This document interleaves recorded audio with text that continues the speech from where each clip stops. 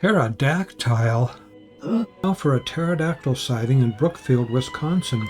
Kevin was at the Elm Brook Memorial Hospital in the afternoon of September 21st, 1988, waiting for the birth of his first child. Alone in the waiting room, he looked out the window and saw something flying in and out of the clouds.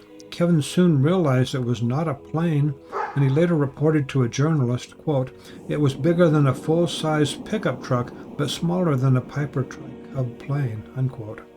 On hunting trips, he'd seen large birds, but this was much bigger.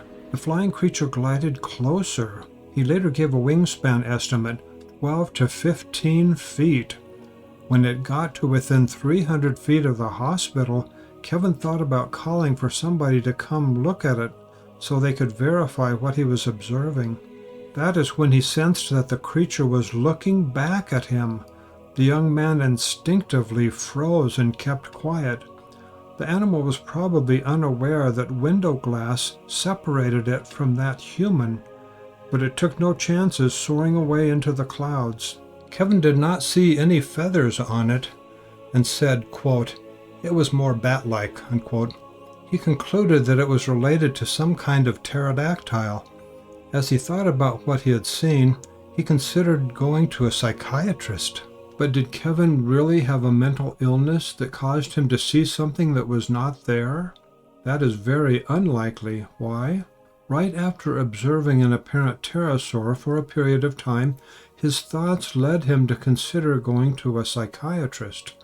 Most people connect visiting a psychiatrist with serious mental health issues. Yet in fact, when a person is mentally ill enough to see something that is not there, then that person has a serious mental illness, or at least did have at that time.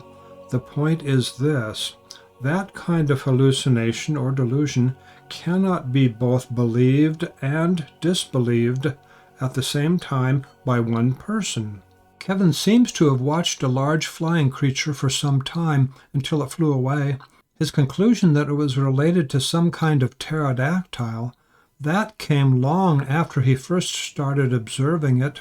Soon after it was gone, one of the explanations that came to his mind was that he had a mental problem. Put all that together, it fits well with a mentally healthy person observing something very unusual. In contrast, it would be more strange for a mentally ill man to have a hallucination and almost immediately think about going to a psychiatrist because he had seen something that was not real. Sanity and insanity are generally not turned off and on like a light switch. Apparent modern pterosaurs have been seen across North America and on other continents. It seems that eyewitnesses in Western countries are more often worried about friends and family thinking they're crazy, but at least a few of them, like Kevin, worry about personal sanity. Natives in remote areas of the planet, on the other hand, fear the animals themselves. Now watch one of these videos about modern pterosaurs.